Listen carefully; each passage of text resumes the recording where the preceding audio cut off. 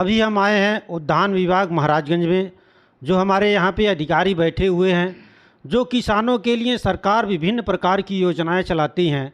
किसानों के लिए बहुत कुछ यहाँ उद्यान विभाग के माध्यम से बहुत कुछ जानकारियाँ मिल सकती हैं। मैं चाहूँगा कि आप किसानों के लिए जो हितकारी चीज़ें हैं, जो लाभ की चीज़ें हैं, जो कृषि करना चाहते हैं, बढ़िया से पैदावार करना चाहते हैं, उसके विषय में कुछ जानकारियाँ दें। उद्यान विभाग में मुख्यतः 4 योजनाएं चलाई जा रही हैं। एकीकृत बागवानी विकास मिशन यानी कि MIDH की स्कीम। एक है प्रधानमंत्री कृषि सिंचाई योजना पर ड्रॉप मोर क्रॉप। इसके अंतर्गत drip sprinkler, micro sprinkler, portable sprinkler, mini sprinkler, इस तरह के स्प्रिंकलर के लिए 80 से 90% अनुदान की व्यवस्था है। एक तीसरी स्कीम है हमारी प्रधानमंत्री सूक्ष्म खाद्य उद्योग उन्नयन योजना।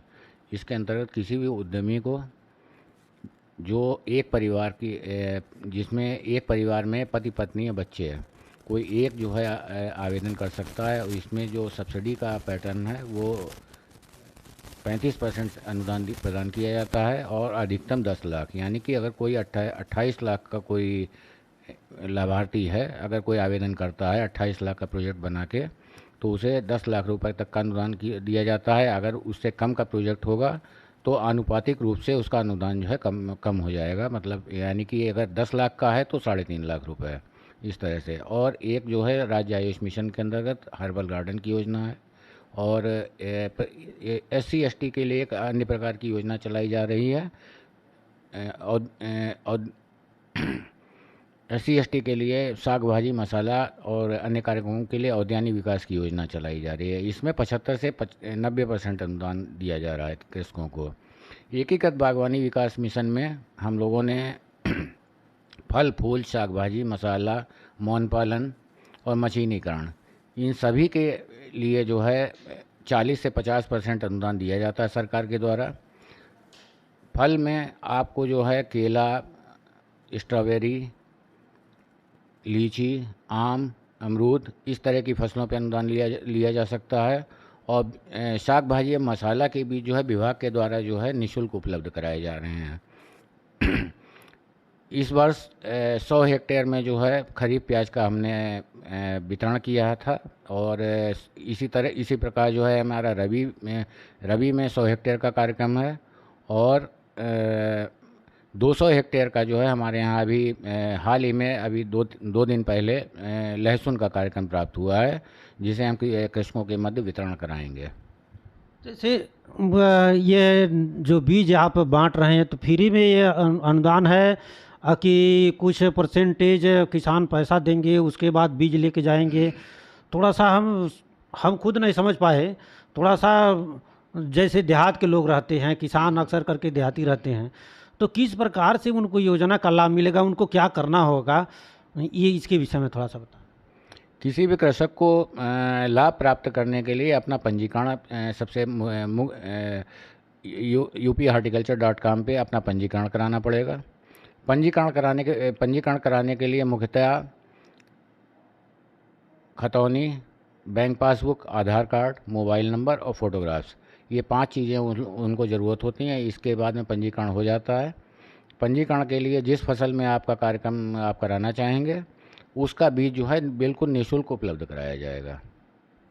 उसके बाद जो बागवानी और फलों पे अनुदान की बात कर रहे थे कि 70-80%, 90% तक सब्सिडी है, कहीं 50% सब्सिडी है, तो उनको क्या करना होगा? वो अपने स्वयं बागवानी लगाएंगे या कि आपके माध्यम से लगाया जाएगा?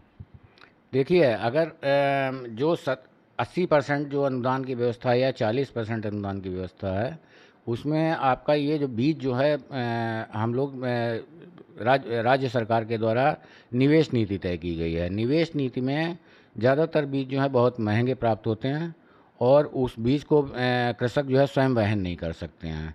तो जो हमारा प्रति हेक्टेयर अनुदान का लागत है, उसमें हम वही बीज जो है उसको उनकी कृषक की सहमति के आधार पे, चूँकि कृषक उसको स्वयं क्रय नहीं कर सकता है, तो उसका कंपनी के माध्यम से ये कह दिया जाता है कि हम उसको जो है क्रय कर रहे हैं और हम इसका व्यय वहन करने में सक्षम नहीं हैं।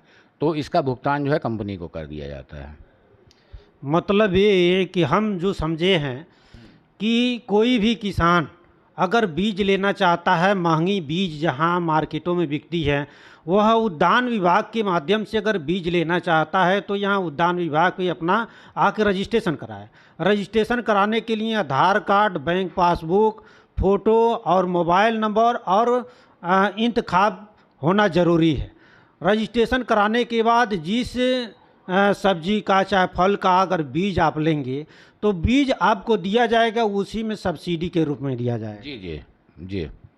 और जो महंगी महंगी बीजें, कुछ ऐसी बीजें हैं कि जिसमें आपको 50% देना होगा, किसी में आपको 30% देना होगा। तो ऐसी व्यवस्था यहाँ पे उद्यान विभाग के माध्यम से हो रहा है। और भी कुछ जानकारियाँ हो तो बताएं।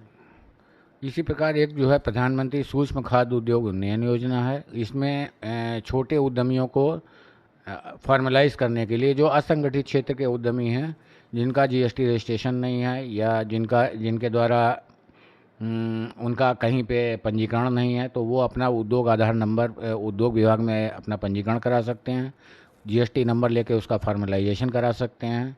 और जो अगर लोन के लिए अप्लाई करना है, अगर जो हमारी सब्सिडी का जो पैटर्न है वो बैंक के द्वारा है। अगर वो कोई किसान मान लो 10 लाख का उसने लोन लिया तो उसको 3.5 लाख रुपए जो है सब्सिडी के रूप में प्राप्त होगा। जैसे कि हमारे एक कृषक हैं रामलगन उपाध्याय, उन्होंने एक पास्ता वीट बेस्ड प्रोडक्ट की एक फैक्ट्री लगाई और उन्होंने 10 लाख का लोन लिया था और उन्हें 3.5 लाख रुपए जो है भारत सरकार के द्वारा अनुदान के रूप में प्राप्त कराया गया। उस समय उनकी जो है फैक्ट्री बहुत अच्छी चल रही है, बागापार में उनकी फैक्ट्री स्थित है। अर्थात अगर कोई कृषक चाहे तो बीज की कंपनियां स्थापित कर सकता है, उद्योग विभाग में बीज तैयार करेंगे, उसको बेचेंगे। उसके लिए सरकार लोन अप्रूवल करा रही है कि जो उद्यान विभाग के माध्यम से होगा, लेकिन उद्योग विभाग में आपको जीएसटी रजिस्ट्रेशन कराना होगा यहाँ से कागज़ पत्र दौड़ाने के बाद। उसके बाद सरकार आपको 10 लाख में 3 लाख रुपए तक का सब्सिडी दे रही है कि आप सब्सिडी लेके मात्र 7 लाख रुपया ही आपका व्यय होगा, जिसमें आप एक बढ़िया उद्योगपति के रूप में एक बिजनेस कृषि विभाग के माध्यम से कर सकते हैं बीज के लिए। यही है ना सर? धन्यवाद जी। 3.5 लाख रुपए है, 10 लाख में 3.5 लाख रुपए। अच्छा, तो अभी देखे और भी जानकारियां के लिए फिर दोबारा हम आएंगे और भी जानकारियां हम आपको देंगे। तब तक हमारे साथ बने रहिए। अभी तक हमारे चैनल को सब्सक्राइब नहीं किए हैं, सब्सक्राइब कर लीजिए, बेल आइकन को दबा लीजिए ताकि हर खबर अच्छी से अच्छी आपको मिलती रहे। नमस्कार, धन्यवाद।